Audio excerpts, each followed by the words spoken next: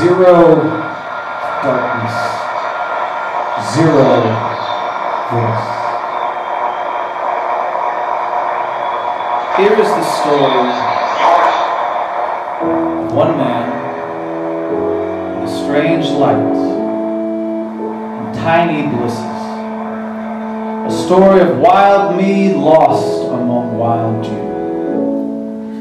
And I wanted to be down in the obscene with you, where I could see it all. To leave the black, slow sea of the heavens. How empty and pure peace can be, days with no end, navigating celestially, but bored to life. And I wanted to be with you, where I could see it all. To taste warm blue waves of deep salt. And the counts of the heavens asked me why I wanted to descend into the territory of the gloriously unplugged buzzards. And I told them that I want the song of amazement horrible, to feel the plush rest of joy, the sensations of a spirit mended, broken, becoming aware, living things, to holler among the living. Cheer on that ballerina tornado that finally gets to let it all out. To watch your house lift away and feel better, tornado. To feel the kiss of a drunk dog and say, oh, I know, it's rough. To hunt God. To hunt God and wash the mud from my gun after finding him hiding in the soil, to put his bloodied head on my wall, to hunger in my veins for a no trophy life, no trophy love, to succeed at floating when people urge me to sink, to fail at hotel bed diving, to fall for the night buzz and sudden bugs of writing, that cheap photography, smell smoke nearby when I am cold, to grieve alone and feel my muscles growing from it. To have one choice and choose poorly. To be thrown from a car crash and wait in the tree line, listening to the crickets strumming for help. To undo the face of my enemy and love them silent. To aim these lung cannons for fascination and burst into violin, my mouth awaiting someone to come who is versed in sparkler. I want sunlight to learn me, to learn my shape. I want to learn why a bomb sings only one note as it falls through the air. Its shape breaking the air, all my colors bursting forth. Blood oranges, fog, honey. I'm coming down there. Ready to wrap my future arms around it all. I would like to dance wolf skinny under the bald moon, the eggshell moon, the quarter moon that looks like an Arabic shoe. That moon, that beat-up moon that lifts higher like a balloon from a child's buttery hands, the looming, foaming moon that is tired of being written down by poets and overly dreamily discussed. I will find out why it keeps returning and who it returns for. I'll let it gleam across me and do its job. To have that feeling of holding the face of a lover and watch their hair turn beautiful as they fade away. To marvel at young unwanted boners, that stupid bullhorn screaming in the sweatpants, yeah, yeah, yeah, bad choice. To applaud all my loosened old man skin that allows room for weakness. To welcome light as the next shift. To watch light slip away and know that I don't know much. To wonder about it all and know that some of it was good. That some was good and that is all. To marvel at the journey of impossible lovers. To notice a trophy missing from my wall and know that God can be found and still escape. All of it worthy of experience. My plea was for a taste and my plea was granted. And I fell to earth. And I saw what Lucifer saw on his way down. And it was beautiful enough to break even the blackest of Hearts. Yeah!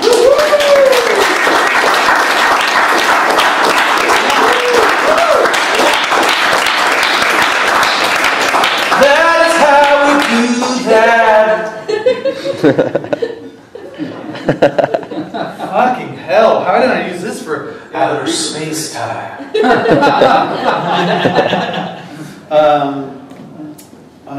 Wait, the guy that was analog tweeting, did he leave? That's weird. Okay, we can't talk about it. What I would like to talk about is that there is one of the most beautiful moments in my life was captured at a little bar called Specs, which if you've never gotten wasted there while the piano's playing, it is unforgettable. I was born here in this city before I moved all around the U.S., so I was a paratrooper and all that stuff, and ended up in Austin, Texas. But this is sometimes when you're away from a place, the romance builds. This is a poem I wrote called Places You Should Kiss Someone in California. Here we go. At one of the lowest spots on Earth, 227 feet below sea level, upon the cracked roads of the great fading accident, the once glitz-gone ghostscape of the Salton Sea. The beaches are skeletons, the gambling and shore fucking are gone. Last year was my Salton Sea. Number 2, at Two Harbors on Catalina Island. Walk to the back of the island, see the Pacific blanket blue sprawl, foaming, shoulder shimmying, a child settling into its seat. Open your mouth and know the world does not end. Number 3, on the Peter Pan ride at Disneyland, gazing down at dark, busy London. You were almost stabbed to death in real London. You sprinted to the bus and he wouldn't let you in as you screamed, "He's going to kill me! He had a knife to my throat! Let me in!" And he shook his head at you like he was crazy. The worst feeling in the world. Now on the ride, the Peter Pan ride, kiss with your eyes open and rebuild that Hackney scene, starting from the sky and refurbishing the night all the way down to the moving lights of Sunday. Number 4, after firing our .357 revolver at the gun range in Huntington Beach, when you feel like artillery, do not reverse the order. I will cut the mouth out of the cartoon burglar on my target and press my lips through the bullet holes. I know it's a bit much. Number 5, while doing tequila shots at the Casbah in San Diego, tell them you can't remember the last good storm, a storm where you could feel the roof begging to give up until right now. Number 6, at the Queen Mary's Observation Deck Bar in Long Beach, touch the teak and feel the hands of all before who couldn't imagine being gone, who are gone, who held on like they would burn into this place. Kiss when your hands get hot. Number 7, at the Antler Inn among Twin Peaks in the California mountainside, the one with the stiff Bloody Marys and wood. I will kiss you hard enough to get snowed in. Number 8, ask at the Santa Barbara winery, since you were advanced people, to move on straight from the wine tasting to the wine drinking. If they only still pour a little, tell them we can only hydrate on a lot of colors of blood, so keep it coming. If they're amused and fill you up, kiss or sloppy, then describe the kiss pretentiously. Number 9, stand upon the Ravenna Bridge late at night in the canals of Naples, California. Watch for the drunks trying to screw in the gondolas. When you hear Santa Lucia, kiss and feel like Happy Hour Crows is all over you. Number 10, I miss you. I ran out of poetry. Number 11, I knew you would read this. I'm trying to trick you into thinking I always think this way. Kiss me while the college girls dance around us at the shortstop in Echo Park, skirts flush with lust and low GPAs, pounding the floor into new dust, stomping their mark into the yearbook on the floor. We were here. We danced around these 2 idiots that couldn't stop making out. Number 12 place, deep in the magic castle, a recessed room within the cliff, the close-up rooms, write down the hardest thing you ever went through. Number 13, get on the back of my motorcycle down PCH and smell strawberry fields, sage, jet fuel, smell what you've been missing. Kiss me up the 101 when the 70 miles per hour feels like home. Home, it's a restaurant in Los Feliz where we are so quiet you kiss me because I got nothing to say. Number 14, San Francisco, that bar Specs. It has a piano. Let's stand around it until poet Jack Hirschman shows up looking like a chef who just clocked out and is ready to eat everything. Kiss, kiss, Kiss when his lines finally reach you. Number 15, take the train from Fullerton. Do it on the day everyone moons the train. Kiss at your favorite ass. Number 16, what was the name of that bar in the movie Chinatown? The one in San Pedro, hidden at the end of Gaffey Street, where the former road just crumbles off into the tide pools, the smash and graffiti of the dazzling cliffs. My life goes there, way down there when your kiss is full and sharp like a mustard burger. Comes out at me as desperate as a last dollar. Walkers. I think it was Walkers. Do you still have that mask of Jack around? We're going to have a photo op here in a second.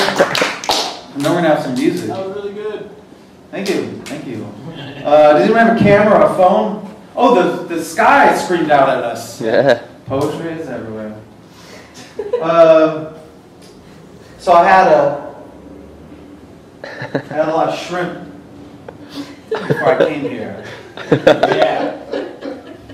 And it was very delicious. And I got in a cab, and the cab driver says, "Hey, were you just at that restaurant Swamp?" I said, "Yes, I had shrimp and coconut curry. It was very delicious." And he said, "Congratulations. You guys deserve it."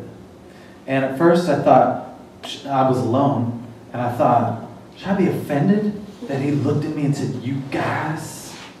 And then I realized that there's nothing that offensive in that, except I realized I was sitting next to a ghost the whole time, like at the Haunted Mansion ride, and we did deserve it. So if you own a silkscreen company, I would love you to make a t-shirt that says, "White people deserve shrimp." Let's not joke around too much. We don't have a lot of time. Guys, this is a literary reading. I don't want any feelings. I don't want any energy or spirit too much, or you're just not trusted. You're a fraud. You're a fraud if you do too much, if you try too hard. I used to live on a boat. This is a poem about that called Misplaced Compliments. It's a true story instead of a poem. I've got two more. Misplaced compliments. I've been trying to live a more positive life. Last year I lived on a boat in Long Beach called the C section. And when I passed grizzled fishermen, I'd yell out, "Hey, what did you catch?" And they'd say, "Nothing." And I'd say, "Well, catch this compliment. You're beautiful." Here's the next poem that I want to do. I realize nowadays if you read any McSweeney's that a non-ending is cool. All right, so here we go. This poem is my second to last poem. Oh wait, let me check my set list to make sure I don't go off. So I don't go off and riff. Not fucking Lenny Bruce up here, guys. I'm just writing some poems down. I'm sharing with you guys. Going off list. God, did I lose my poem? How many pockets do you have? Oh, well, you know, I've forgotten that it's a very small set.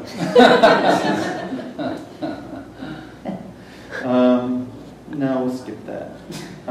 What we will do, we'll do the short little poem, and then we'll do this one. And I believe, in honor of the audience, would you, let's see, who seems the most pumped to be here? Let's see, who could it be? Yep, you, sir. You, sir. I have relaxed you the hardest.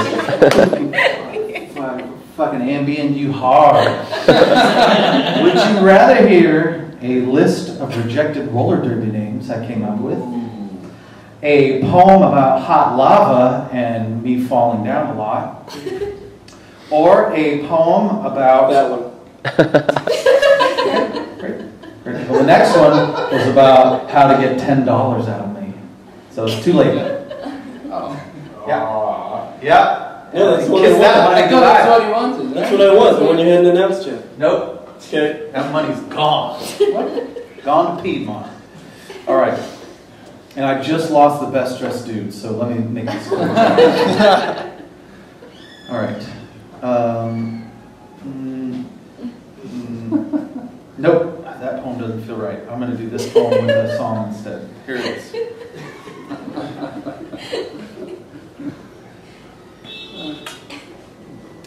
This poem is true. Whoa! This poem is true. called Mender Destroyer. And it's dedicated to my friend Kristen O'Keefe Aptowitz, which you may not know, but you will. You will. She invited me to come out to her writing residency. And at the end of every night, we would sit down and share awful things and great things that we wish to happen in our lives. Awful things that happened and great things that we wish to happen. Mender Destroyer. Kristen and I chatting about her breakup, her new life, how everything was turning brand new. And then her chair broke. And she fell to the floor like mashed potatoes. She didn't cry. She just laid there, stretched out, looked like an extra waiting for action to be called in a catastrophe film. When a poet eats it, they begin sorting out the meaning of all broken chairs, of all support surprising you and caving in suddenly, unsure of what sucks more, the bruise or having to check chairs for the rest of your life. I helped her up. I was mad. I've never been mad at a chair before, but I was mad at the chair. I swung open the glass door. I threw the chair high into the backyard air. I watched it shatter in grass. I said, "Fuck that chair, Kristen! That chair's from a force of assholes! You didn't deserve it! You didn't deserve it! That chair can eat my hot fucking dime! You're too good!" Kristen then quietly went outside barefoot, collected the pieces from the grass, took it into the garage so she could fix it. She said, "Derrick, it didn't break. I broke it. So, I gotta fix it." Alright, last poem.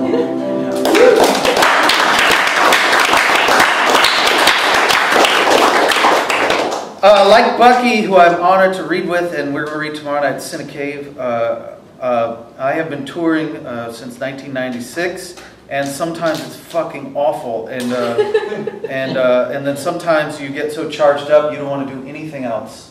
And I like when Mark Maron said in his book that, how come I'm not getting invited to these cool gigs? I've been doing comedy for 25 years. And then you realize it's not a meritocracy. You're just lucky to get to do your stuff every now and then.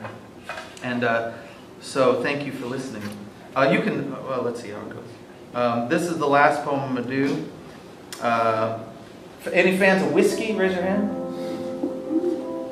I actually started this track, I didn't know. But, yeah, before it's lovely, it's nasty. It's called Sour Mash. Here we go.